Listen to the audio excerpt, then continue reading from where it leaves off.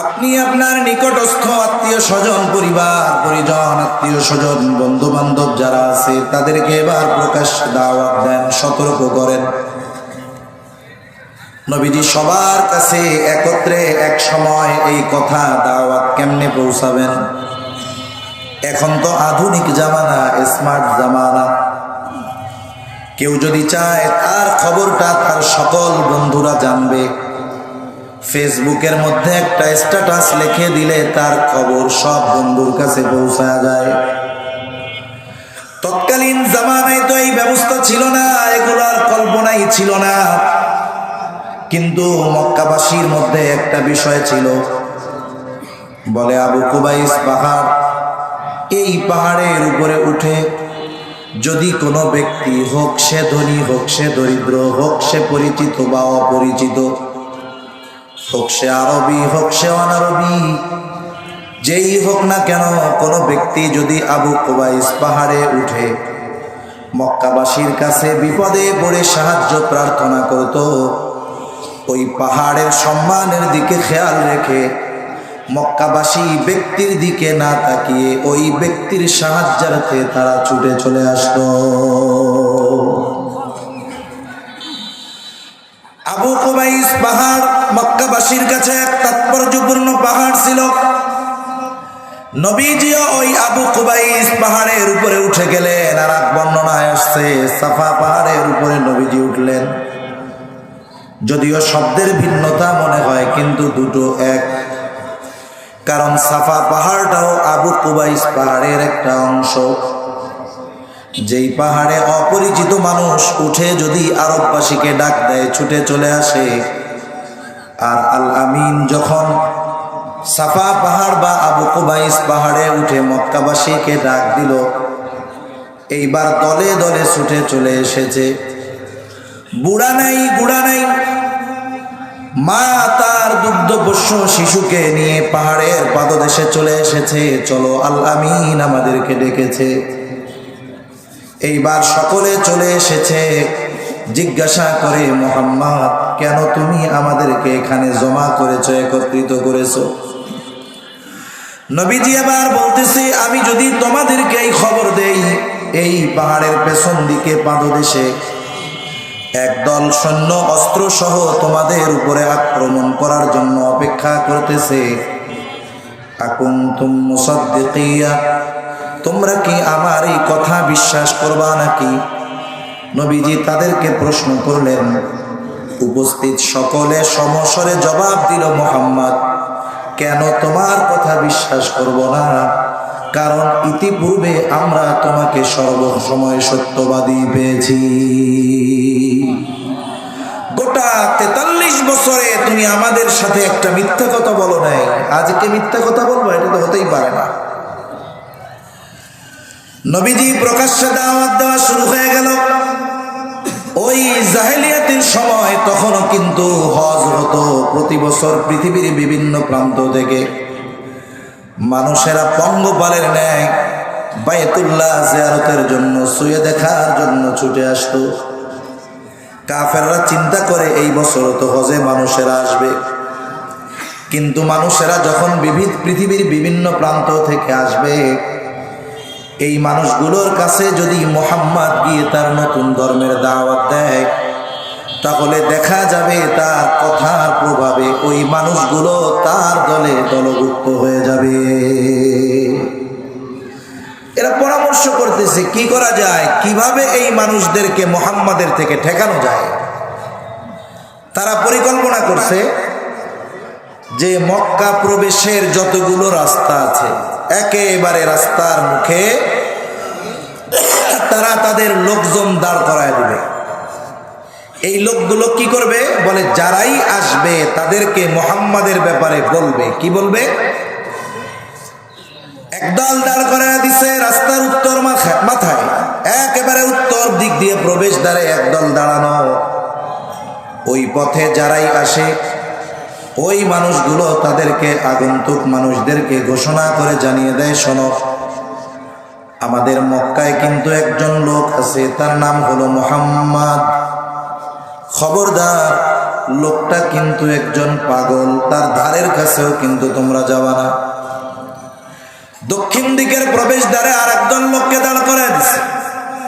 ওই দিক দিয়ে যত মানুষ আসে তারা ঘোষণা করে তাদেরকে জানিয়ে দেয়, শোনো, মক্কায় একজন লোক আছে, তার নাম হলো মুহাম্মদ, সে কিন্তু একজন গণক, খবরদার তোমরা তার দ্বারের কাছেও যাবা না। পূর্ব দিকের প্রবেশ দ্বারে আর একদল লোক দাঁড় করিয়ে দিয়েছে। ওই পথে যারাই আসে তারা তাদেরকে ঘোষণা করে সতর্ক করে দেয়, শোনো, মক্কায় একজন লোক আছে, তার নাম হলো মুহাম্মদ, ওই ব্যক্তি কিন্তু একজন কবি, তোমরা তার কাছেও যাবা না। পশ্চিম দিকের রাস্তার মুখে একদল লোক দাঁড় করিয়ে দিয়েছে। যারাই আসে তারা সতর্ক করে দিয়ে বলে, শোনো, মক্কায় একজন লোক আছে, তার নাম মুহাম্মদ, সে কিন্তু একজন জাদুকর, খবরদার তোমরা কেউ তার নিকটেও যাবা না।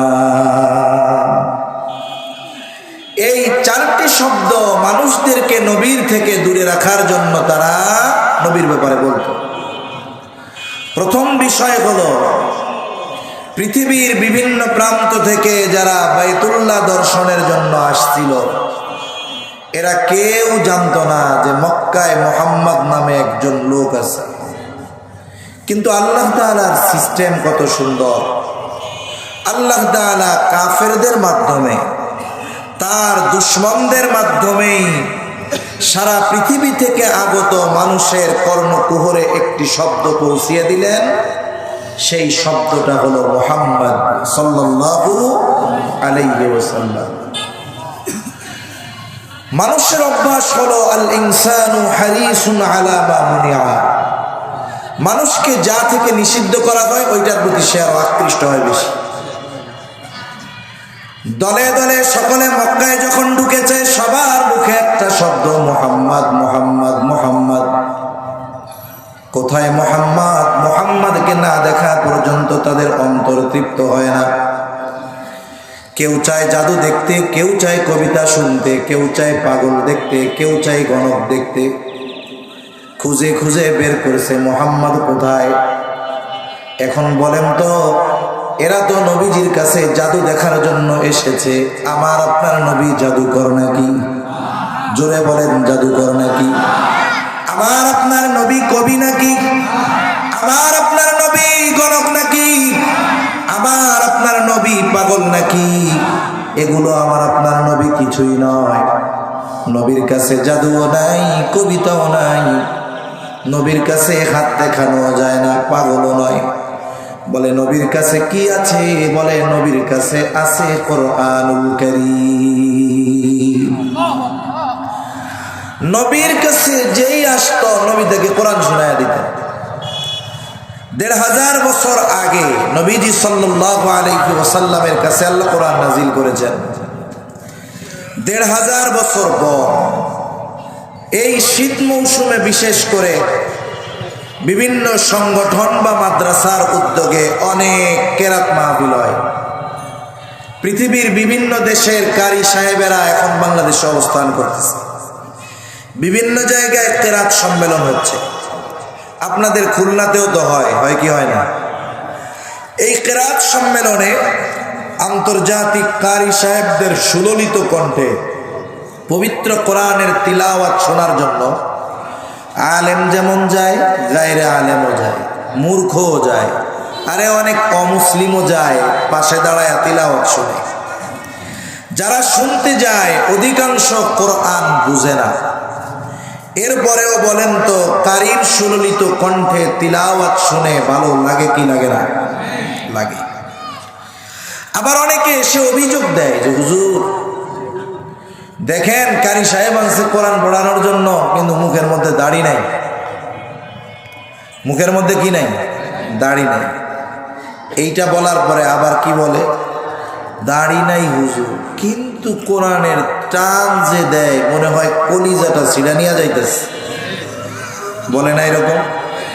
এই দাড়ি নাই এটা বলার দ্বারা গীবত করে যে তা না, মূলত ও যে দাড়িওয়ালারে ভালোবাসে, ওর নিজের এই মহব্বতটা একটু প্রকাশ করে। মনে করেন এটা তো ইমাম পরিষদের উদ্যোগে মাহফিল, ভালো উদ্যোগ, সুন্দর উদ্যোগ, আবার আফসোসেরও ব্যাপার আছে। এক ইউনিয়নে মসজিদ কতগুলা? এই ইউনিয়নে 72টা মসজিদ। 72 মসজিদের যদি ইমাম মুয়াজ্জিন আসে 144 জন, সভাপতি সেক্রেটারি আসলে 288 জন, তার মানে প্রত্যেক মসজিদ থেকে যদি 10 জন আসতো এই জায়গায় ধরতো না, ঠিক না? যাই হোক, আপনার কোন মসজিদে যদি কোনো মুসল্লি যায় যার মুখে একেবারে দাড়ি নাই, ক্রিম শেভ, দাড়ি সকাল বিকাল 2 বার শেভ করে কিন্তু 5 ওয়াক্ত নামাজ পড়ে, এমন মুসল্লি আছে না অনেক? ও এখন মসজিদের মধ্যে ঢুকছে নামাজ পড়তে, এখন ইমামের মুসল্লার দিক তাকায় দেখে ওর মতো আর একজন নামাজ পড়াইব, তারও মুখে কি নাই? বলেন তো, এই দাড়ি ছাড়াওয়ালা লোক দাড়ি ছাড়া ইমামের পিছনে নামাজ পড়বো? আগে বিটাই বলে তোমার ইমামতি করতে কইছে কেডা? যদিও ওরও দাড়ি নাই, ইমাম সাহেবেরও দাড়ি নাই, কিন্তু আমাদের দেশের দাড়িবিহীন মানুষটাও এতটুক সম্মান ওলামায়ে কেরাম ইমামদের প্রতি রাখে, তারা চিন্তা করে আরে ইমাম সাহেব এইটা আবার দাড়ি ছাড়া হইতে পারে না, কোরআন তিলাওয়াত করবে কারি সাহেব, এটা কি দাড়ি ছাড়া হইতে পারে না? এর দ্বারা ওই মানুষগুলার অন্তরে যে দাড়ির একটা ভালোবাসা আছে, নিজে না রাখতে পারলেও এর একটা বহিঃপ্রকাশ ঘটে। সাথে সাথে এটাও কয় যে তিলাওয়াত এমন ভাবে করে, বলে মনে হয় কলিজাটা ছিঁড়ে নিয়ে যাইতেছে। কারি সাহেব যখন ভাঙ্গা ভাঙ্গা কণ্ঠে এক এক আয়াত ধীরে ধীরে পড়ার পরে কানে হাত দিয়ে লম্বা টান দেয় না? এরকম আমার তো কাশি অনেক, আমি এমনিও টান দিতে পারি না। প্রথমে ঠান্ডা মাথায় বলে ওয়াদ-দুহা ওয়াল-লাইলি ইযা সাজা মা ওয়াদ্দা'আকা রাব্বুকা ওয়া মা ক্বালা। এরকম 3-4 আয়াত পড়ার পরে এরপরে কানে হাত দিয়ে টান দেয় না? এই যে টানটা যখন দেয়, যতই ওর টান লম্বা করে, উপস্থিত শ্রোতা যারা তাদের হৃদয়ের মধ্যে তত ঢেউ ওঠা শুরু হয়ে যায়, আবেগ আপ্লুত হয়ে যায়, বসা থেকে দাঁড়ায় যায়। যখন লম্বা টান দিয়ে কেরাতটা শেষ করে, হৃদয়ের ভিতরে যত ঢেউ উঠেছে আল্লাহু আকবার আওয়াজ দ্বারা গোটা ময়দান প্রকম্পিত হয়ে উঠে, ঠিক কিনা বলে? আল্লাহু আকবার কেন বলে? বলে কোরআন শোনার পরে তার অন্তরের মধ্যে একটা ভাব তৈরি হয়েছে, ওইটার বহিঃপ্রকাশ হয় আল্লাহু আকবার শব্দের দ্বারা। 1500 বছর পরে একজন দাড়িবিহীন কারীর জবানে যদি তিলাওয়াত শুনে, একজন মূর্খ মানুষ যে কোরআন পড়তে পারে না, তার অন্তরের মধ্যে যদি এতটা প্রভাব বিস্তার করতে পারে, তাহলে যার উপরে স্বয়ং আল্লাহ তাআলা কোরআন নাযিল করেছেন, তিনি যখন তিলাওয়াত করতেন আর তার পবিত্র জবানের তিলাওয়াত যারা শুনত, তাদের অন্তরে কি পরিমাণ প্রভাব বিস্তার করত ওই তিলাওয়াত, এটা আমাদের জন্য কল্পনা করাটাও দুরূহ ব্যাপার। ওই মানুষগুলো নবীর কাছে জাদু দেখার জন্য যাইত, কবিতা শোনার জন্য যাইত, নবীজি তাদেরকে শুনিয়ে দিতেন কোরআন। দেখা যাইত কোরআন তিলাওয়াত শুনে ওই মানুষগুলোর অন্তরে ঈমানের নূর প্রজ্বলিত হয়ে যাইত। তাহলে কাফেররা মূলত আমার আপনার নবীর থেকে মানুষদের দূরে সরানোর জন্য যেই 4টি শব্দ নবীর ব্যাপারে ব্যবহার করত, এই 4টি শব্দ মূলত নবীজির চারিত্রিক ত্রুটির কোনো কারণ হতে পারে না। কিন্তু আফসোস, 1500 বছর পরে মুসলমানের ঘরে জন্ম নিয়ে আমার আপনার নবীজির চারিত্রিক ব্যাপারে অপবাদ দেওয়ার দুঃসাহস করেছে এইরকম কুলাঙ্গারের সংখ্যা কিন্তু কম নয়। আবার আপনার নবীজির চরিত্রের ব্যাপারে যেই বিষয়গুলো তারা উত্থাপন করতে চায়, প্রথম একটা বিষয় মনে রাখতে হবে, কেউ আলেমের চরিত্রের ব্যাপারে অপবাদ দেয়, হোক বাংলাদেশের সবচেয়ে বড় আলেম, এই সময়ও কিন্তু কিছু মানুষ বলবে যে উনি তো ফিরিস্তানা মানুষ, ওনার ব্যাপারে যেটা বলছে সেটা হলেও হতে পারে, কিছু মানুষ বলবে। কিন্তু বলেন তো, সারা পৃথিবীর 500 কোটির বেশি অমুসলিম একযোগে যদি আমার আপনার নবীর চরিত্রের ব্যাপারে কোনো অপবাদ দিতে চায়, এই পৃথিবীর 200 কোটি মুসলমান যার অন্তরে ন্যূনতম ঈমান আছে, বলেন তো কাফেররা নবীজির চারিত্রিক ব্যাপারে যদি কোনো অপবাদ দেয়, এই 200 কোটি মুসলমান থেকে একজন মুসলমানও সন্দেহ পোষণ তো বহু দূরের কথা, নবীজির চারিত্রিক ব্যাপারে অপবাদ দিলে বিশ্বাস তো করবেই না, বরং বলবে যে এই জালেম নবীর বিরুদ্ধে এমন কথা বলেছে, ওকে যদি আমি পেতাম পায়ের নিচে গলাটা পাড়িয়ে ধরে জিহ্বাটা টেনে ছিঁড়ে ফেলতাম। বরং আমরা কি দেখি, নবীর ব্যাপারে যদি কেউ অপবাদ দেওয়ার দুঃসাহস করে, যেই যুবকটা মুখে দাড়ি নাই, নামাজ কালাম পড়ে না, ও মিছিলের আগে, কিরে তুই আগে কেন, তো নবীর বিরুদ্ধে অপবাদ দিছে, সুন্নতের খবর নাই, নামাজ পড়স না, মিছিলের আগে আইসোস, কামিয়া রাখেন, নামাজ কালাম না পড়ি, সুন্নাত না মানতে পারতেছি, আল্লাহ মাফ করে দিব, কিন্তু নবীর বিরুদ্ধে কথা বললে বসে থাকা যাবে না, যদি জীবন দিতে হয় আমি জীবন দিয়ে দিব, ঠিক কিনা?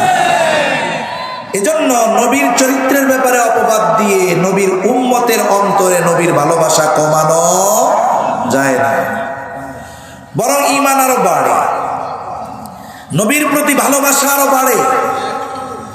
এটার বাস্তব উপমা আমাদের বাংলাদেশের অনেক ঘটনা, ওইদিকে আমি যাব না। কাফেররা এরপরেও অমুসলিমরা, সাথে সাথে ইসলাম বিদ্বেষী কিছু মুসলিম নামের কুলাঙ্গার, এরা নবীর চারিত্রিক ব্যাপারে অপবাদ দেওয়ার দুঃসাহস করে। কি কি বলে?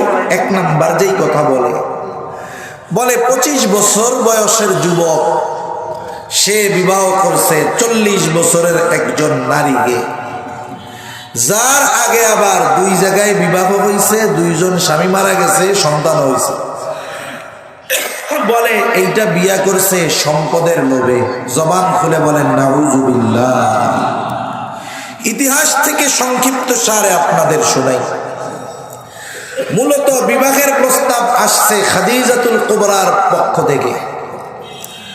খাদিজার যখন 2 জন স্বামী ইন্তেকাল করেছে, উনি দৃঢ় প্রতিজ্ঞাবদ্ধ, উনি আর বিবাহ শাদী করবেন না। স্বামীদের থেকে কিছু সম্পদ, বাবার কিছু সম্পদ নিয়ে ব্যবসা শুরু করছে।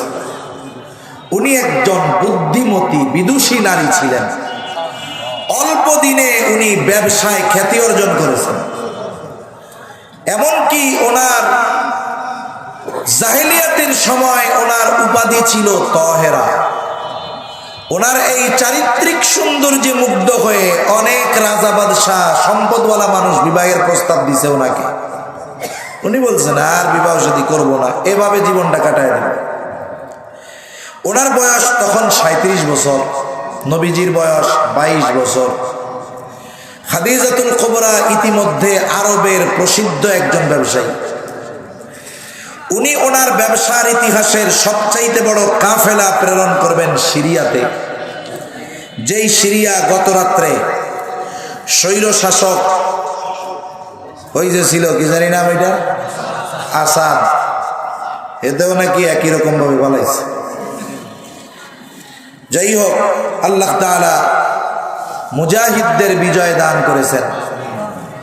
এ বিজয় ইনশাআল্লাহ অব্যাহত থাকবে ইনশাআল্লাহ। একথা প্রমাণিত হয়ে গেছে এর দ্বারা। 21 শতাব্দীতে যখন মানুষ 100% প্রযুক্তির উপরে নির্ভরশীল, এই 21 শতাব্দীতে ছেঁড়া স্যান্ডেল পরা আফগানিরা দেখায়া দিয়েছে কিভাবে পিটানি দিতে হয়। এরা দেখায়া দিয়েছে, রাশিয়াকে দেখায়া দিয়েছে কেমনে পিটানি দিতে হয়। সেজন্য মুসলমানদের ওই বিশ্বাস যদি এখনো আসে যে মুসলমানদের বিজয় অস্ত্রের বুলেটে কামানে নয়, বরং মুসলমানদের বিজয় আসে আসমানওয়ালার থেকে, এই বিশ্বাস যদি দৃঢ়ভাবে আমাদের অন্তরে গেঁথে যায়, পৃথিবীর যেই সমস্ত দেশ থেকে হুমকি দেওয়া হয় বাংলাদেশের মুসলমানদের, ওরা সংখ্যায় যদি 100 কোটিও হয়, এই মুসলমানদের সাথে যদি লড়াইয়ে নামেই, হয়তো হাদিসে ঘোষিত সেই গজওয়ায়ে হিন্দ সংগঠিত হবে। আর মুসলমানেরা এই বিশ্বাস নিয়ে যদি ময়দানে যায়, তাহলে তোমরা এই বিশ্ব থেকে পালানোর জায়গা খুঁজে পাবে না। সেজন্য আমাদেরও ওই দৃঢ় বিশ্বাস অর্জন করতে হবে। এসব বিজয় আমাদের মনোবলকে চাঙ্গা করে তুলবে, যে ধ্বংসস্তূপের মধ্য থেকে এই পৃথিবীর সর্বাধুনিক সমরাস্ত্রে সুসজ্জিত সেনাবাহিনীকে কেমনে পিটিয়ে ঝাড়িয়ে বিদায় করা যায় এরা দেখিয়ে দিচ্ছে। এদের থেকে আমাদের শিক্ষা নেওয়ার দরকার আছে। এই সিরিয়াতে তিনি পাঠাবেন সবচাইতে বড় কাফেলা। ওনার ব্যবসা কি বলে? এক্সপোর্ট ইম্পোর্টের ব্যবসা। মক্কার যেই পণ্যগুলো সিরিয়ার বাজারে চাহিদা, এগুলো মক্কা থেকে পাঠাবেন। আবার সিরিয়ার যেই পণ্যগুলো মক্কার বাজারে চাহিদা, সিরিয়া থেকে কিনে এনে মক্কায় বিক্রয় করবেন। এইগুলো কাজ। এই বড় কাফেলার দায়িত্ব দেওয়ার জন্য বিশ্বস্ত মানুষ দরকার। কাকে দেওয়া যায় খুঁজে পাইতেছে না, পেরেশান। ইতিমধ্যে আবু তালেব খবর পাইছে যে খাদিজা এরকম একজনকে খুঁজতেছে। আবু তালেব আমার আপনার নবীজিকে বলে, মুহাম্মদ, খাদিজা তো একজন বিশ্বস্ত মানুষ তালাশ করে, তুমি যাও, তুমি গিয়া বলো যে তুমি খাদিজার কাফেলার দায়িত্ব নিতে রাজি আছো। তুমি বললেই খাদিজা তোমাকে দায়িত্ব দিতে রাজি হয়ে যাবে। আমার আপনার নবী বলে, চাচা, আমি যে চেয়ে দায়িত্ব নিতে রাজি নাই। খাদিজা যদি স্বয়ং নিজে আমাকে প্রস্তাব দেয়, তাহলে আমি বিষয়টা ভেবে দেখব। কারণ দায়িত্ব চেয়ে নেওয়া এক বিষয়, চাপিয়ে দেওয়ার এক বিষয়। মনে করেন কোন বিষয়ের দায়িত্ব যদি আমি আপনাদের কাছ থেকে জোর করে চাইয়া নেই যে আমারে দেন দেন, এখন ওই দায়িত্ব পালন করতে গিয়ে যদি কোনো ত্রুটি বিচ্যুতি হয়, আপনারা সবাই মিলে বলবেন, আরে হুজুর, আপনার কাম হইল নামাজ পড়ানো, ওয়াজ করা, দায়িত্ব নিতে গেছে কিনা। কিন্তু আপনারা সবাই মিলে যদি আমাকে কোনো দায়িত্ব চাপিয়ে দেন, ওই দায়িত্ব পালনে যদি কোনো ত্রুটি বিচ্যুতি হয়, আপনারা কিছু বলার আগে আমি জোর গলায় বলবো, দায়িত্ব দিছেন কেন? আমি কি নিতে চাইছি? হযরত লোকমান, ওনার ব্যাপারে তাফসীরে আসছে ওনাকে নবুয়ত, হিকমত, এই দুটো থেকে একটাকে গ্রহণ করতে বলা হয়েছে। এখন প্রত্যেকটা নবী পরিপূর্ণ হিকমতওয়ালা। উনি নবুয়ত গ্রহণ না করে হিকমত গ্রহণ করছে। জিজ্ঞাসা করে, কি ব্যাপার? নবুয়তের মধ্যেই তো হিকমত ছিল, আর নবুয়ত কত বড় মর্যাদাপূর্ণ বিষয়, আপনি এইটারে বাদ দিয়া হিকমত শুধু গ্রহণ করছেন কেন? হযরত লোকমান বলে, আল্লাহ তাআলা যদি আমাকে নিজের থেকে নবুয়ত দিতে চাইতেন, তাহলে বেছে নেওয়ার জন্য কোনো সুযোগ দিতেন না, আমাকে ইখতিয়ার দিতেন না, বরং নিজের থেকে নবুয়ত দিয়ে ওই দায়িত্ব পালনের সব ব্যবস্থাপনা আল্লাহ তাআলা করতেন। কিন্তু যদি আমি নিজের থেকে নবুয়ত গ্রহণ করতাম, দায়িত্ব পালনে যদি কোনো ত্রুটি বিচ্যুতি হতো, হয়তো আমাকে জবাবদিহিতার কাঠগড়ায় দাঁড়ানো লাগতো। এই জন্য আমি নবুয়ত গ্রহণ করার সুযোগ থাকার পরেও নবুয়তের মতো মর্যাদাপূর্ণ বিষয়টাকে গ্রহণ করি না। বাস্তবতাও এরকম। নবুয়ত আল্লাহ তাআলা যাকে দেন, ওই নবুয়ত দায়িত্ব পালন করার জন্য ব্যবস্থাপনা আল্লাহ তাআলা করেন। আমাদের নবীজির একটা ছোট্ট উপমা আপনাদের খেদমতে বললে বুঝতে আরো সহজ হবে। প্রাথমিক দিকে যখন ওহী নাজিল হইত, জিবরাইল আলাইহিস সালাতু ওয়াস সালাম নবীজির সামনে কোরআন তিলাওয়াত করতেন। জিবরাইল আলাইহিস সালামের তিলাওয়াত শেষ হওয়ার আগেই নবীজিও জবান আউড়াইয়া পড়া শুরু করতেন, যেন জিবরাইল যা পড়তেছে সেটা আমি ভুলে না যাই, ছুটে না যায়। নবীজি যে এইভাবে পড়েন, আল্লাহ তাআলা তো দেখেন। নবীজি চিন্তা করেন, তাড়াহুড়ো করেন এই জন্য যে জিবরাইল আমিনের পড়া শেষ হয়ে গেল, আর আমি যদি না পড়তে পারি আবার যদি কিছু ছুটে যায়, সংরক্ষণ না করতে পারি, তাহলে বিষয়টা কেমন হবে? আল্লাহ তাআলা এই বিষয়গুলো দেখেন, জানেন। আল্লাহ তাআলা ওহী নাজিল করে বলেন, লা তুহাররিক বিহি লিসানাকা লিতা'জালা বিহি ইন্না আলাইনা জামআহু ওয়া কুরআনা ফাইযা ক্বরা'নাহু ফাত্তাবি' কুরআনা সুম্মা ইন্না আলাইনা বায়ানা। যেহেতু আল্লাহ তাআলা আমার আপনার নবীর উপরে কোরআন নাজিল করেন, এই জন্যই আল্লাহ তাআলা আমার আপনার নবীজিকে বলেন, লা তুহাররিক বিহি লিসানাকা লিতা'জালা বিহি। ও পয়গম্বর, আপনি তাড়াহুড়ো করে বারবার জবান আপনি আওড়াবেন না। কেমন যেন আল্লাহ তাআলা বলেন, আপনি কি মনে করতেছেন যে ওহী আমি নাজিল করতেছি এটা ছুটে যাবে, হারিয়ে যাবে, ভুলে যাবেন? এটা আপনি জমা করতে পারবেন না। আপনি কি এটা মনে করতেছেন নাকি? হাবিব, আপনি তাড়াহুড়ো করবেন না, জবান এভাবে আওড়াবেন না। আপনি কেন চিন্তা করেন? আপনি শুনে নেন, ইন্না আলাইনা জামআহু ওয়া কুরআনা। এই কোরআন একত্রিত করার, জমা করার, সংরক্ষণ করার দায়িত্ব আমার। শুধু তাই না, এই কোরআন আপনাকে পড়িয়ে দেওয়ার দায়িত্ব আমি আল্লাহ। জিবরাইলের সাথে আপনার পড়াও লাগবে না। আবার ভাবতেছেন যে ভুলা যাবেন, ওটাও টেনশন নাই। জমা করব আমি, আপনারে পড়াইয়া দিব আমি। আপনি কি করবেন? ফাইদা ক্বরা'নাহু ফাত্তাবি' কুরআনা। আমি আপনাকে যখন তিলাওয়াত করে শোনাই, তার মানে আমার এই কথাগুলো জিবরাইল যখন আপনাকে পড়া শোনায়, আপনি তার ইত্তেবা করবেন। তার মানে আপনি মনোযোগের সহিত শুনতে থাকবেন। আবার আপনি ভাবতেছেন এগুলোর সংরক্ষণ কেমনে কি হবে, শুনে নেন।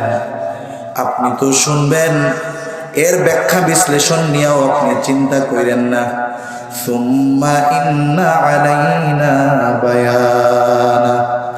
যেটা নাজিল করেছি এটার ব্যাখ্যা দরকার, এই ব্যাখ্যারও সংরক্ষণ, হেফাজত করার দায়িত্ব আমার। ব্যাখ্যা আল্লাহ নবীকে শিখায় দেন। এজন্য হাদিস হলো কোরআনের ব্যাখ্যা। হাদিস ওহীর একটা প্রকার। কোরআন হলো ওহী মাতলু, আর হাদিস হলো ওহী গায়রে মাতলু। কোরআন এটার শব্দগুলো স্বয়ং আল্লাহ। হাদিস বলে শব্দ নবীজির, কিন্তু কথাগুলো নবীর অন্তরে ঢালছেন কে? আল্লাহ তাআলা ঢালছেন। এখানে একটা জিনিস বোঝার আছে। বলে কোরআনের শুধু যে আল্লাহ তাআলা শব্দ হেফাজতের দায়িত্ব নিয়েছেন তা না, ব্যাখ্যা হেফাজতের দায়িত্ব নিয়েছেন।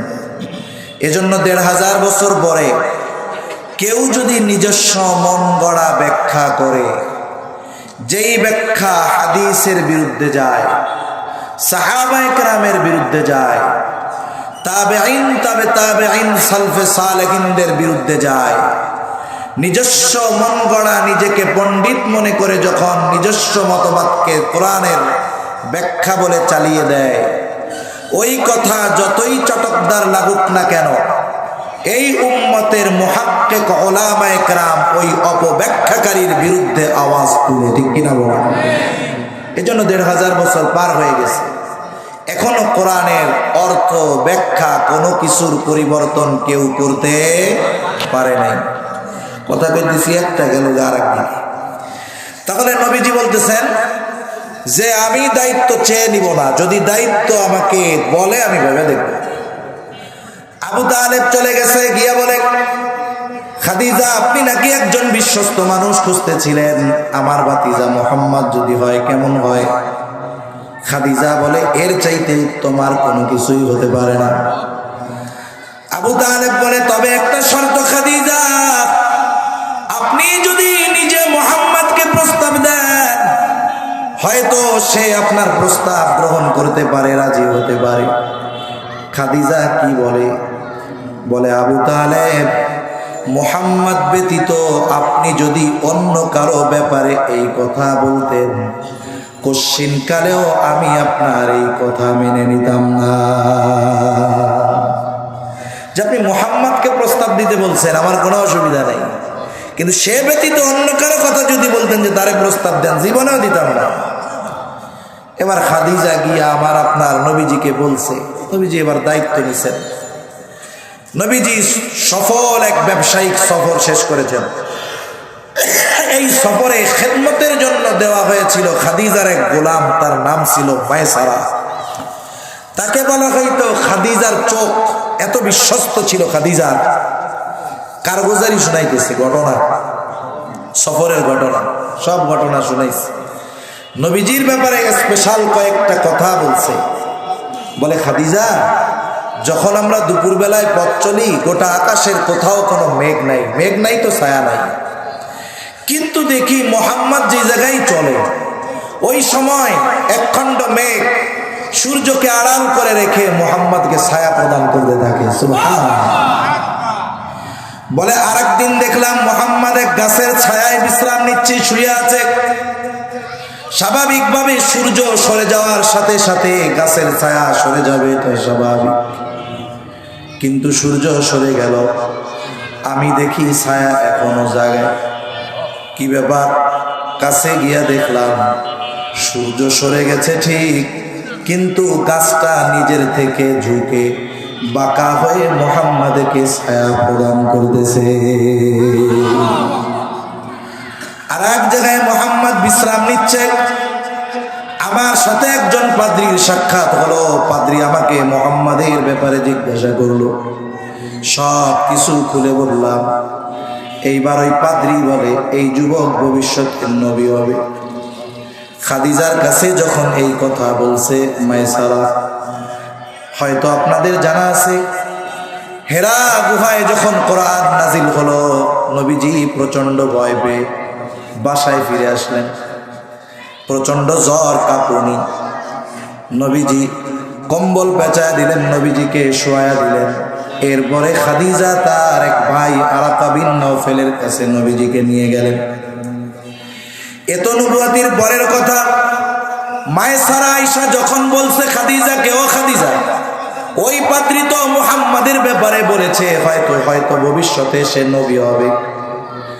ওই সময়, তার মানে নবুয়তির আরো প্রায় 18-19 বছর আগে খাদিজা যখন এই খবর জানতে পেরেছে, আরাকা বিন নওফেলের কাছে গেছে। ওই সময় গিয়া বলে, ভাই, তুমি তো বড় আলেম, কাছাকাছি সময় আরব ভূখণ্ডে কোন নবী আসার সম্ভাবনা আছে নাকি? যখন বলছে আছে নাকি, আরাকা বিন নওফেল বলে, হ্যাঁ, অচিরেই এই আরব ভূখণ্ডে একজন নবীর আগমন ঘটবে। খাদিজা তখন থেকেই আশায় ছিল, হতে পারে মুহাম্মদ সেই নবী হবে। সুবহানাল্লাহ।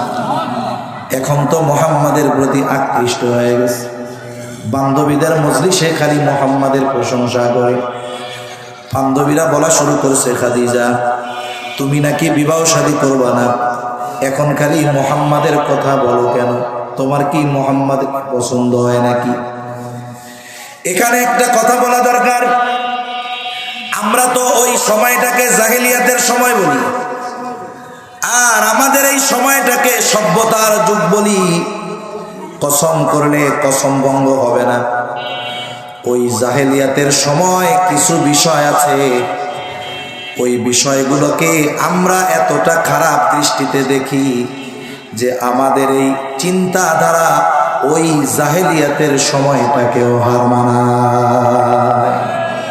যেমন জাহেলিয়াতের সময় কেউ যদি কোনো বিধবা নারীকে বিবাহ করত, এটা খারাপ দৃষ্টিতে দেখা হইতো না।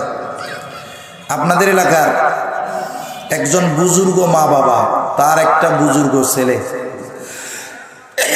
এখন বিবাহের প্রস্তাব দিচ্ছে মা বাবার কাছে, বলতেছে, মা, অমুক চাচার একটা মেয়ে আছে, শুনছি খুব দিনদার।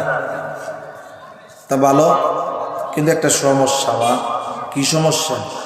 বলে, ওই অমুকের পোলার লগে বিয়া হয়েছিল, ছাড়াছাড়ি হয়ে গেছে, মেয়েটা খুব ভালো, তার সাথে আপনি আমার একটু বিয়া করাই দেন। ওই দিনদার মা বাবা এই কথা শুই না জায়গায় স্টক করবে, জিব্বা 3 হাত বাইর করে দিয়া বলবে আস্তাগফিরুল্লাহ, এই কথা কইস না বিয়াইতে মাইয়া বিয়া করন যায় বেড়া, অন্য কথা কও, কাম হইব না। এই যে একটা খারাপ ধারণা যে বিধবা মেয়েকে বা তালাকপ্রাপ্ত মেয়েকে বিবাহ করা খারাপ দৃষ্টিতে দেখা হয়, আপনাদের সমাজে আলহামদুলিল্লাহ দেখা হয় না? জোরে বলেন, হয় কি হয় না? দ্বিতীয়, যে কোনো মেয়ে যদি তালাকপ্রাপ্ত হয় একতরফা ভাবে মেয়েটাকে দোষারোপ করা হয়।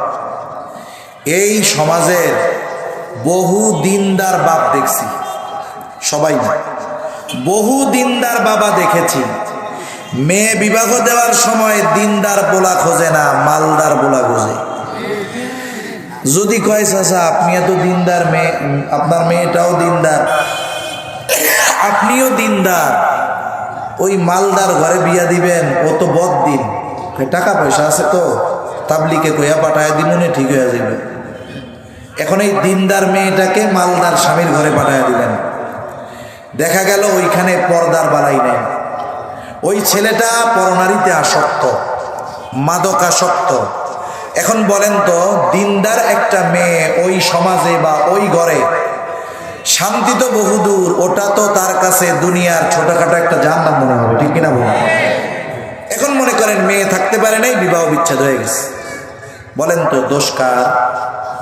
জোরে বলেন কার? মূলত ছেলের দোষ। কিন্তু আমরা গ্রামের মানুষ, সমাজের মানুষ কি করে, একজন কয় অমুকের মেয়ে এটা খুব ভালো, কইও না, ভালো হইলে কি তালাক খাইতো? এরকম বলার লোক আছে না নাই? তাহলে এই চিন্তা ভাবনা থেকে বের হতে হবে যে বিবাহ বিচ্ছেদ শুধুমাত্র মেয়ে খারাপের কারণে হয় না, ছেলে খারাপের কারণে হয়। দ্বিতীয়ত, বিধবা বিবাহ করা এটা খারাপ কোনো কিছু না, এটা অনেক দিনদার মা বাবাও মেনে নিতে পারে না।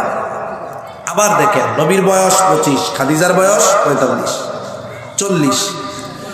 কোন ছেলে যদি তার চেয়ে বয়সে বড় কাউকে বিবাহ করে, যুবক মানুষ, ওর বয়স 25, 20, বিবাহ করছে 26, 27, 28 বছরের একটা মেয়ে, ওর চেয়ে 5-7 বছরের বড়, বন্ধুরা ইয়ার কি মারা শুরু করবে, বন্ধুরে তোমার বউরে কি ভাবি কমু না দাদি কমু, টেরও দেবই না। আবার যদি ও আর একটু উদারতা নিয়ে ওই মেয়েটাকে বিবাহ করে, যে তার সন্তানও আছে কিন্তু স্বামী মারা গেছে, ছোট বাচ্চা আছে, এবার বন্ধুরা কি বলবে, ভালোই, আমরা দোকান থেকে 5 কেজি তেল কিনা একটা সাবান ফ্রি পাই, আর তুমি বিয়া কইরা পোলাপান ফ্রি পাইছো। এইরকম কথা বলে মজা নিবে ঠিক, কিন্তু এটা নিচু মন মানসিকতার পরিচয়। রাসূলুল্লাহ সাল্লাল্লাহু আলাইহি ওয়াসাল্লাম খাদিজাতুল কুবরা বারবার আলোচনা করে, বান্ধবীরা বলে পছন্দ হইলে প্রস্তাব দিয়ে দাও। ওই সমাজে এটা কোনো খারাপ বিষয় ছিল না, স্বাভাবিক বিষয় ছিল। খাদিজা বলে আমি যদি প্রস্তাব দেই, মোহাম্মদ যদি ফিরায় দেয় লজ্জা পাবো। মেয়েটা বলে আমি গিয়া প্রস্তাব দেই তোমার পক্ষ থেকে। বলে না, তুমি মোহাম্মদের মনোভাবটা একটু যাচাই করো। এইবার ওই মেয়েটা গিয়ে আমার আপনার নবীজিকে বলে, ও মুহাম্মদ, বয়স তো কম হলো না, বিবাহ শাদী কি করবা না? নবীজি বলে তখন বয়স 25 পার হয়ে গেছে, মধ্যে কিছু সময়। বলে আমার তো টাকা পয়সা নাই, বিবাহ কোথার থেকে করব, আমি নিঃস্ব। বলে কেউ যদি এই দায়িত্ব নেয়, তোমার সমস্ত খরচ গ্রহণ করার বহন করার দায়িত্ব নেয়, তুমি তাহলে বিবাহে রাজি হবা নাকি? বলে আমার চাচা আছে, তার সাথে গিয়ে বলো। আবু তালেবের কাছে প্রস্তাব দেওয়া হলো, লম্বা ইতিহাস, বিবাহ হয়ে গেল। এবার এখানেই আলোচনাটা থাক, একটু আরেক দিকে যাই। কারি সাহেবরা যে সূরা দুহা পড়ে শুনতে ভালো লাগে। মূলত এই সূরা দুহার মধ্যে আল্লাহ তাআলা আমার আপনার নবীজিকে দেওয়া কিছু গুরুত্বপূর্ণ নেয়ামত, যেগুলো নবুয়তির আগে দিয়েছে, এইরকম কয়েকটা নেয়ামতের কথা আল্লাহ তাআলা উল্লেখ করেছেন। লম্বা কথা বলতে গেলে অনেক কথা হয়ে যাবে, আমি এই জন্য মূল এই কথাগুলো বলতেছি। নবুয়তির আগে আল্লাহ তাআলা অনেক নেয়ামত দিয়েছে, তবে গুরুত্বপূর্ণ 3টা নেয়ামতের কথা আল্লাহ তাআলা এই সূরার মধ্যে উল্লেখ করেন। এক নম্বর নিয়ামত আল্লাহ তাআলা বলেন, আলাম ইয়াজিদকা ইয়াতীমান ফাআওয়া। আল্লাহ তাআলা আমার আপনার নবীজিকে বলেন, তিনি কি আপনাকে ইয়াতীম অবস্থায় পান নাই? ইয়াতীম অবস্থায় পেয়ে ওই অবস্থার উপরে ছেড়ে দেন নাই, বরং উত্তম লালন পালনের ব্যবস্থা করেছেন। লম্বা কথার সার কথা হলো, নবীজি দুনিয়ায় বা আসার আগে বাবা মারা গেছে, ইয়াতীম হয়ে দুনিয়াতে আসছেন। স্বাভাবিকভাবে যখন কোনো সন্তান ইয়াতীম হয়ে আসে অথবা ইয়াতীম হয়, বাবা যদি সম্পদওয়ালা না হয়, নবীজির বাপও সম্পদওয়ালা ছিল না, ওই সদ্যভূমিষ্ঠ শিশুর কোনো যত্ন থাকে না। তখন সে দাদার চোখে নয়নের মণি হয় না, চাচাদের চোখে নয়নের মণি হয় না, সে তখন বোঝা হয়ে যায়। কিন্তু আবার আপনার নবী বাবা শব্দ ব্যবসা শুরু করেছিলেন, কোনো সম্পদ রেখে যেতে পারেন নাই ঠিক, কিন্তু ইয়াতীম হওয়ার কারণে বাবা সম্পদ রেখে যান নাই, আবার ইয়াতীম এই কারণে কেউ আমার আপনার নবীকে অবহেলার দৃষ্টিতে দেখেন নাই। বরং ঐতিহাসিকেরা বলে, আব্দুল মুত্তালিবের 10টা সন্তান ভূমিষ্ঠ হওয়ায় যত খুশি হয়েছে, আমার আপনার নবী দুনিয়ায় আসার কারণে আব্দুল মুত্তালিব তার চাইতে অগণিত গুণ বেশি খুশি হয়েছে। যেই নবীকে দেখছে ইয়াতীম হিসাবে তুচ্ছ করে নাই, বরং নবীকে দেখার সাথে সাথে নবীর মহব্বত তার অন্তরের সাথে গেঁথে গেছে। আল্লাহ তাআলা বলেন, এই যে আপনি ইয়াতীম, আপনি কারো নিগ্রহের শিকার হন নাই, অবহেলার শিকার হন নাই, যেখানেই গেছেন সবাই আপনারে ভালোবাসছে। ও হাবিব, এই ব্যবস্থা কে করছে? আমি আপনার জন্য করেছি। সুবহানাল্লাহ। মানে ওই এক মহিলা কইছে, মুহাম্মাদের রব মুহাম্মাদের উপরে অসন্তুষ্ট হয়ে তারে ছাইড়া দিচ্ছে। আল্লাহ জবাবে কেমন যেন বলে, আরে নবুয়াত দিছি আপনারে আমি, এখন কেন ছাইড়া দিব? ওই সময় আপনারে ছাড়ি নাই, আর এখন ছাইড়া দিব আমি? এই জন্য অতীতের নেয়ামতের কথা মনে করাইতেছে। এরপরে আল্লাহ তাআলা বলেন, ওয়াজাদাকা দাল্লান ফাহাদা। আপনি সঠিক পথ সম্পর্কে অনবগত ছিলেন, সঠিক পথ আপনি চিনতেন না, আমি আল্লাহ আপনাকে সঠিক পথ চিনিয়ে দিয়েছি। এরপরে আল্লাহ তাআলা বলেন, ওয়াজাদাকা আইলান ফাআগনা। আপনি নিঃস্ব ছিলেন, আপনাকে আমি ধনী বানায় দিয়েছি। এই আয়াতের তাফসিরে মুফাসসিরিনে কেরাম বলেন, খাদিজার সাথে বিবাহ হয়েছে, তখন নবীর বয়স কত বলেন? 25 বছর। খাদিজার সাথে বিবাহ হয়ে গেছে। খাদিজা এবার বাসর রাতে আমার আপনার নবীজিকে বলে, ও মুহাম্মদ, এতকাল আপনার সাথে আমার সম্পর্ক ছিল একরকম, আজকে থেকে আর এক রকম। আজকে থেকে আমি আপনার অধীনস্থ মুহাম্মদ। শুনে নেন, যেহেতু আমি আপনার, আমার যত সম্পদ আছে সব সম্পদ আপনার। এই সম্পদ আপনি যেখানে খুশি, যত খুশি, যেভাবে খুশি ব্যবহার করবেন, কারণ আজকে থেকে আমি আমার সব সম্পদের মালিক আপনাকে বানায়া দিলাম।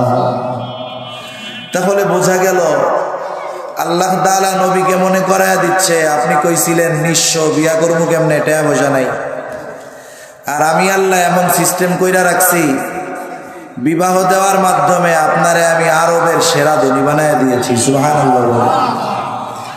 তাহলে মূল কথা যেটা, খাদিজাকে সম্পদের লোভে আমার আপনার নবী বিবাহ করেন নাই, বরং খাদিজার পক্ষ থেকে প্রস্তাব গিয়েছে বিবাহের।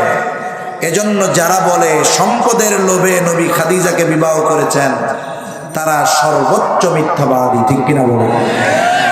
খাদিজার সাথে নবীজি সংসার করেছে কয় বছর? 25 বছর। কয় বছর? 25 বছর। বলেন তো, এই 25 বছরের ভিতরে নবীজি আর কোনো বিয়া করছে? নবীজি আরো বলছেন যে খাদিজা যদি জীবিত থাকতো, তাহলে খাদিজা জীবিত আর দ্বিতীয় কাউকে আমি স্ত্রী হিসাবে গ্রহণ করতাম।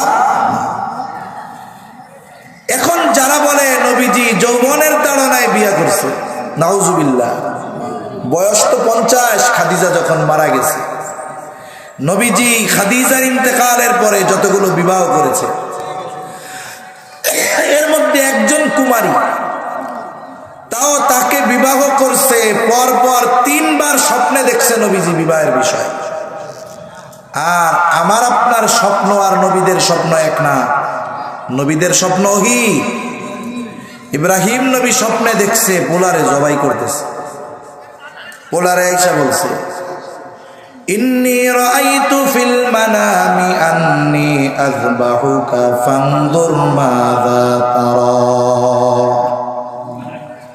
সন্তানকে আইসা বলতেছে, হে আমার সন্তান, আমি তো স্বপ্নের মধ্যে দেখলাম ইন্নী আযবাহুকা, আমি তোমারে জবাই করতেছি, ফানজুর মাযা তারা, এই ব্যাপারে তোমার মতামতটা কি? বালক নবী ইসমাইল আলাইহিস সালাম তখনও তো বালক, সেও জানে আমার বাপ যেটা স্বপ্নে দেখে সেটা ওহী। এই জন্য নবীরা যেটা স্বপ্নে দেখে সেটা ওহী। নবীজি এরকম 3 দিন পর পর আয়েশা সিদ্দিকা রাদিয়াল্লাহু তাআলা আনহাকে বিবাহ করেছেন, স্বপ্নে দেখেছেন। আমাদের স্বপ্নগুলো দেখায় শয়তান, আর আল্লাহ তাআলা স্বয়ং আমার আপনার নবীকে এই স্বপ্নগুলো দেখিয়েছে। তার মানে এরপরে যত বিবাহ নবীজি করেছেন এর অনেক কারণ আছে, আর আল্লাহর নির্দেশে তিনি বিবাহগুলো করেছেন। এর মধ্যে একটা বিবাহের ঘটনা আর কাফেরদের আর একটা অপবাদের কথা বলে আমি আলোচনা শেষ করে দেবো ইনশাআল্লাহ। ভাবছিলাম তো 11টা 15 শেষ করে দেই, 2-4-10 মিনিট বেশি হইলে কষ্ট হবে না, তো শেষ করে দেব। রাসূল সাল্লাল্লাহু আলাইহি ওয়াসাল্লামের একজন পালক পুত্র ছিল, এনার নাম হলো হযরত যায়েদ রাদিয়াল্লাহু তাআলা আনহু। যায়েদ রাদিয়াল্লাহু তাআলা আনহু একবার হারায় গেছে। এক লোক ওনারে পাইয়া বাজারে গোলাম বলে বিক্রয় করে দিছে। খাদিজা রাদিয়াল্লাহু তাআলা আনহার খালাতো ভাই বাজার থেকে যায়েদ রে কিনে আইনা খাদিজারে হাদিয়া দিছে। এটা নবীজির সাথে বিবাহের আগে। এরপরে খাদিজার তত্ত্বাবধানে আছে যায়েদ, আস্তে আস্তে বড় হইছে, আদব ভালো, খুব ভদ্র মানুষ। নবীজি যায়েদকে, নবীজির কাছে খাদিজা যায়েদকে নবীজিকে হাদিয়া দিছে, যেই গোলাম আপনারে দিলাম আপনার সেবা খেদমত করবে। ইতিমধ্যে রাসূল আকরাম সাল্লাল্লাহু আলাইহি ওয়াসাল্লামের কাছে যে যায়েদ আছে, এইটা যায়েদের মা বাপ খোঁজ পাইছে, জানতে পারছে। খুঁজতে খুঁজতে চলে আসছে মক্কায়, আয়েশা নবীর কাছে পাইছে যায়েদকে। এখন নবীজি যখন জানতে পারছে এই যে যায়েদের মা বাপ হারায় গেছিল এরকম ঘটনা, নবীজি বলতে, যায়েদ যাও, তোমারে আমি আজাদ করে দিলাম, তুমি মা বাবার সাথে চলে যাও। মা বাবাও নিতে আসছে। এখন যায়েদ রাদিয়াল্লাহু তাআলা তখনও বালক, সে গো ধইরা বসছে যে আমি নবীর সাথে থাকবো, মা বাবার সাথে যাব না। নবীজির আখলাকে মুগ্ধ হয়ে এইবার যেহেতু নবীরে এত ভালোবাসে, গোলাম ছিল, আজাদ করে দিছে। উপস্থিত সবার সামনে নবীজি ঘোষণা দিছে, আজকে থেকে যায়েদ আমার পুত্র। কি হইছে? পালক পুত্র। জাহেলিয়াতের সময় একটা কুসংস্কার ছিল। বলে কি কুসংস্কার? যে পালক পুত্রকে নিজের পুত্রের মতো মনে করা হইত। যেমন কোন লোক মারা গেলে তার ঔরসজাত সন্তান অটোমেটিক ওয়ারিশ হিসাবে তার সম্পদের মালিক হয়ে যায়। অনুরূপভাবে জাহেলিয়াতের সময় ওই পালক পুত্রকেও ওয়ারিশ দেওয়া হইত, ওয়ারিশ হিসাবে সাব্যস্ত করা হইত। এই কুসংস্কার ছিল। এই দৃষ্টিকোণ থেকে পালক পুত্র যেমন আপন পুত্র, তেমন আপন পুত্রের পুত্রবধূ, আপন পুত্র যদি কোনো কন্যাকে বিয়ে করে তালাক দিয়ে দেয়, ওই তালাকপ্রাপ্তা পুত্রবধূকে যেমন বিবাহ করা যায় না, ওরা পালক পুত্র যদি কাউকে বিয়ে করত, ওই পালক পুত্র যদি তালাক দিত, ওইটাকেও নিজেরা বিবাহ করা হারাম মনে করত। এই কুসংস্কার চলে আসছে যুগ যুগ ধরে। যাই হোক, এক সময় যায়েনব বিনতে জাহাশ রাদিয়াল্লাহু তাআলা আনহার সাথে যায়েদ রাদিয়াল্লাহু তাআলা আনহুর বিবাহ দিয়ে দিলেন নবী নিজে। কিন্তু কুফু তো মেলে নাই, মেয়ে কুরাইশ বংশে। জায়েদ গোলামও খাটছে, দুইজনের মধ্যে বনাবনি হয় না। একটা সময় জায়েদ রাদিয়াল্লাহু তাআলা আনহু নবীজির সামনে কথা বলতে বলতে জায়নাব বিনতে জাহাশকে তালাক দিয়ে বসছে। এখন আল্লাহর পক্ষ থেকে নির্দেশ চলে আসছে, এখন আপনি এরে বিয়ে করবেন, পালক পুত্রের স্ত্রী যারা তালাক দিছে এরা আপনি বিয়ে করবেন, ইদ্যুৎ শেষ হইলে।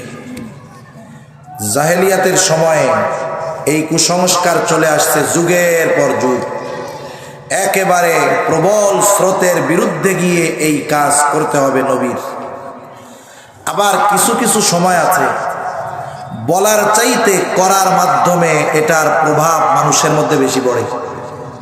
একটা উদাহরণ দিই, হুদাইবিয়ার সন্ধি যে বছর হয়েছে, মদিনা থেকে সাহাবায়ে কিরাম অনেক আশা নিয়ে মক্কার উদ্দেশ্যে রওনা হয়েছে। মক্কা থেকে মদিনার দূরত্বের 10 ভাগের 9 ভাগ পথ অতিক্রম করছে, মদিনা থেকে মক্কার দূরত্বের মানে একেবারে কাছে। তাবু কোথায় বলে হুদাইবিয়া নামক এক কূপের পাশে। ইতিমধ্যে কাফেরদের সাথে একটা সন্ধি হইছে, চুক্তি হইছে, লম্বা কথা। হুদাইবিয়ার সন্ধি ওই কুয়ার পাশে হইছে, এই জন্য নাম হইল হুদাইবিয়ার সন্ধি। এই সন্ধির বা চুক্তির যতগুলো ধারা ছিল সবগুলো দৃশ্যমান মনে হচ্ছিল মুসলমানদের বিপক্ষে। এই চুক্তিতে নবীজি স্বাক্ষর করে দিয়েছেন। সাহাবায়ে কিরামের মন খারাপ। হযরত ওমর রাদিয়াল্লাহু তাআলা আনহু পর্যন্ত বলতেছে, আপনি কি আল্লাহর রাসূল নাই যে আপনি ওদের কথায় মুহাম্মদ বিন আব্দুল্লাহ লিখলেন? চুক্তির সব ধারা দৃশ্যমান কাফেরদের পক্ষে, মুসলমানদের বিপক্ষে। চুক্তির এক শর্ত, এই বছর তোমরা মক্কায় ঢুকতে পারবা না, ফিরে যাইতে হবে। সাহাবায়ে কিরামের মন খারাপ, সব এক জায়গায় বসে রয়েছে। নবীজি নির্দেশ দিলেন, এই তোমরা মাথা মুন্ডায় ফেলো, যার সাথে যা আছে ছাগল বকরি যা আছে সব কোরবানি করে দাও। এই কথা নবীজি বলছেন 3 বার। কয়বার? 3 বার। সাহাবায়ে কিরাম এক অবস্থায়। নবীজির সাথে ওই সফরে ছিলেন উম্মে সালামা রাদিয়াল্লাহু তাআলা আনহা। নবীজি তাবুর মধ্যে গিয়ে উম্মে সালামা রাদিয়াল্লাহু তাআলা আনহাকে এই অবস্থার কথা বললেন। উম্মে সালামা বলেন, ইয়া রাসূলুল্লাহ, তারা তো এমন নয়, তারা হয়তো এই চুক্তির কারণে মর্মাহত হয়েছে, আপনার কথা খেয়াল করে নাই। আপনি তাদের কোনো বিষয়ে আদেশ দিবেন আর তারা বসে থাকবে শ্রবণ করবার পর, এটা তো হতে পারে না। আপনার কিছুই তাদের বলার দরকার নাই, আপনি আপনার বকরিটা নিয়ে গিয়া আপনি তাদের সামনে নিজে জবাই করে দেন। নবীজি কিছুই বলেন নাই। বকরিটা নিয়ে সাহাবায়ে কিরামের সামনে যখন জবাই করে দিলেন, সকলে উঠে গেল, মাথা মুন্ডিয়ে ফেললো। যার সাথে যেই জন্তু ছিল তার জন্তু সকলেই জবাই করে দিল। এজন্য কিছু কিছু সময় আছে বলার চাইতে করার দ্বারা প্রভাব পড়ে বেশি। আল্লাহ তাআলা চেয়েছেন আমার আপনার নবীর মাধ্যমে শতাব্দীর পর শতাব্দী ধরে চলে আসা এই কুসংস্কারের খবর রচনা করাবেন। নির্দেশ দিলেন বিবাহ করতে হবে আপনার। নবীজি ইতস্তত করে। আর আল্লাহ তাআলা বলেন, মা কানা আলান নাবিয়্যি মিন হারাজিন ফীমা ফারাদাল্লাহু লাহু। আল্লাহ তাআলা জানায় দেন, মা কানা আলান নাবিয়্যি মিন হারাজিন ফীমা ফারাদাল্লাহু লাহু। আরে আপনি কি চিন্তা করতেছেন? মন্দ কাজ ভাবতেছেন? আরে আল্লাহ তাআলা নবীদের উপরে যেই কাজটা ওয়াজিব করে দেন, ফরজ করে দেন, এতে কোনো অসুবিধা নাই। যে যা বলে বলুক, আল্লাহর আদেশ মানতে হবে। আল্লাহর আদেশ মান্য করে নবীজি জায়নাব বিনতে জাহাশকে বিবাহ করলেন। কাফেররা ঢোল বাদ্য বাজানো শুরু করে দিয়েছে, দেখ পোলার বউ বিয়া করছে, পোলার বউ বিয়া করছে। মুহাম্মদ তার সন্তান বা পুত্রবধূকে বিবাহ করেছে। আর আল্লাহ তাআলা বলেন, মা কানা মুহাম্মাদুন আবা আহাদিম মির রিজালিকুম ওয়ালাকিন রাসূলুল্লাহি ওয়া খাতামান নাবিয়্যিন। আল্লাহ তাআলা বলেন, মুহাম্মদ সাল্লাল্লাহু আলাইহি ওয়াসাল্লাম কোন পুরুষের পিতা নন, তিনি হলেন আল্লাহর রাসূল, তিনি হলেন শেষ নবী। আল্লাহ তাআলা এর মাধ্যমে যুগ যুগ ধরে চলে আসা একটা কুসংস্কারের কবর রচনা করায় দিলেন। এখন আসেন, অনেক দম্পতি আছে সন্তান নাই, সন্তান বালক সন্তান আছে। মনে করেন আপনি একটা মেয়ে আনছেন এক জায়গা থেকে, 3 বছর বয়স, নাবালিকা। আপনি তার বালক বাবা, আদর করতেছেন, চুমু দিচ্ছেন, কোলে নিচ্ছেন, কপালে চুমু দিচ্ছেন, কোনো অসুবিধা নাই। কিন্তু এই মেয়েটা যখন বালেগা হয়ে যাবে, আপনি পালক বাবা যতই তাকে স্নেহ আদর ভালোবাসা করে থাকেন না কেন, মেয়েটা যখন বালেগা হয়ে যাবে, আপনি পিতা তার সামনে যেতে পারবেন না, সেও আপনার সামনে আসতে পারবে না। এটাই শরীয়তের আইন। বললে হবে না যে 3 বছর থেকে পায়খানা সাফ করে আমি বড় করছি, এখন হুজুর আপনি আইছেন এই ফতোয়া দিতে, চলবে না। এটা হুজুরের ফতোয়া না, এটা ইসলামের চূড়ান্ত সিদ্ধান্ত। 3 বছরের ছেলে একটা আনছেন, মা কত গোসল করাইছে, আদর করাইছে, ছেলে বালেগ। ইসলাম কি বলে? বালেগ হয়েছে, এখন ওই মোহাব্বতের পালক মা সামনে যাইতে পারবে না, সেও মায়ের সামনে আসতে পারবে না, পর্দা ফরজ। তবে যদি কোনো ছেলে অথবা মেয়ে নিয়ে আসেন পালন করার জন্য, বয়স 2 বছরের কম, তবে 2 বছর আরবি হিসাবে, ইংরেজি হিসাবে না। মনে করেন 1.5 বছর ছেলেটার বয়স, একজন আনছে, তার সন্তান নাই। আনার পরে কি করবে? বালেগ হয়ে যাওয়ার পরে তো মাসালা চেঞ্জ হয়ে যাবে। তাহলে হতে পারে মনে করেন আপনার আহলিয়া, তার ছোট বোন বা বড় বোন, তার একটা বাচ্চা হয়েছে, এখন ওই বাচ্চা দুধ পান করে, তাহলে ওই বোনের স্তনে দুধ আছে, বাচ্চাটারে খাওয়াই দেন। যখন খাওয়াই দিলেন তখন সম্পর্ক কি হইল? ইয়া হয়ে গেল দুধ মা, আর আপনি হইলেন দুধ খালা। এখন আপনার সাথে সম্পর্কটা কি হয়ে গেল? এমন সম্পর্ক হইল যে ও বালেগ হওয়ার পরে আর পর্দা করা লাগবে না। কারণ এখন দুধ সম্পর্কের কারণে আপনার সাথে, ওই ছেলের সাথে ওই মহিলার বিবাহ, বৈবাহিক সম্পর্ক হারাম হয়ে গেল। এটা হলে ভিন্ন কথা। কিন্তু স্বাভাবিকভাবে যতই স্নেহ আদর মোহাব্বত দিয়ে লালন পালন করা হোক না কেন, ওই সন্তান ছেলে হোক আর মেয়ে হোক, বড় হয়ে যাওয়ার পরে তাদের সাথে পর্দা ফরজ হয়ে যায়। মাসালা হইল পালক পুত্র নিজের পুত্রের মতো নয়। জাহেলিয়াতের সময় এটা চলে আসতেছিল। নবীজির মাধ্যমে আল্লাহ তাআলা এই কুসংস্কারের মূলোৎপাটন করিয়ে দিয়েছেন। আর কাফেররা কয় পুত্রবধূ বিবাহ করছে, নাউজুবিল্লাহ। যায়েনব বিনতে জাহাশ অন্যান্য উম্মাহাতুল মুমিনিনদের উপরে গর্ব করে বলতেন, তোমাদের বিবাহ তো জমিনে হয়েছে, আর আমার বিবাহ আসমানে হয়েছে, আল্লাহ বলাইছে না, সুবহানাল্লাহ। তাহলে মূল কথা হলো, সারা পৃথিবীর কাফেররা নবীজির চারিত্রিক ব্যাপারে অপবাদ দেওয়ার প্রচেষ্টা করে যাক যাক যাক, যতই প্রচেষ্টা করুক না কেন, তার উম্মতদের অন্তরে নবীর প্রতি এক বিন্দু মহব্বত কমাতে পারবে না। ঠিক কিনা বলেন? আমরা তো ভালোবাসি এইরকম নবীকে, যেই নবীর জন্য আমরা জীবন দিতে প্রস্তুত আছি না নাই? যেই নবীর জন্য জীবন দিতে প্রস্তুত, বলেন সেই নবীর আদর্শ আমরা যদি আমাদের জীবনে বাস্তবায়ন না করি, এর চাইতে ব্যর্থতার আর কোনো কিছু হতে পারে না। এজন্য আজকে এই আইজগাতি ইউনিয়ন ইমাম পরিষদের মাহফিল থেকে আমরা এই ব্যাপারে ওয়াদাবদ্ধ হব যে আমরা আমাদের নবীজিকে জানব। নবীজিকে জানবেন কেমনে? নবীজির সিরাত পাঠের মাধ্যমে। কি পাঠের মাধ্যমে? সিরাত পাঠের মাধ্যমে। নবীজিকে জানতে হবে সিরাত পাঠের মাধ্যমে। যেই সমস্ত ইমাম সাহেবানরা আছেন, আপনাদের কাছে অনুরোধ থাকবে, আপনি আপনার এলাকার তরুণ যুবকদেরকে নিয়ে দৈনিক সিরাতের পাঠ চক্র করেন। একটা মাহফিলে একদিনে নবীজির চারিত্রিক বৈশিষ্ট্যগুলি নিয়ে আলোচনা করা অসম্ভব। মনে রাখবেন, মহাসমুদ্রের তলদেশে বারবার পৌঁছানো যাবে, হিমালয়ের চূড়ায় বারবার পৌঁছানো যাবে, কিন্তু নবীজির চারিত্রিক সৌন্দর্যের আলোচনা এই আলোচনা এত গভীর আর এত সুউচ্চ যে এই আলোচনা এক মজলিসে করে শেষ করা অসম্ভব, ঠিক কিনা বলেন? এজন্য মসজিদের মধ্যে, ঘরের মধ্যে আমরা সিরাত পাঠে অভ্যস্ত হব। আপনি আদর্শ স্বামী হবেন, নবীর ব্যাপারে জানেন তিনি কেমন স্বামী ছিলেন। আপনি আদর্শ যুবক হবেন, আপনি জানেন নবীজি যৌবনকালে কেমন ছিলেন।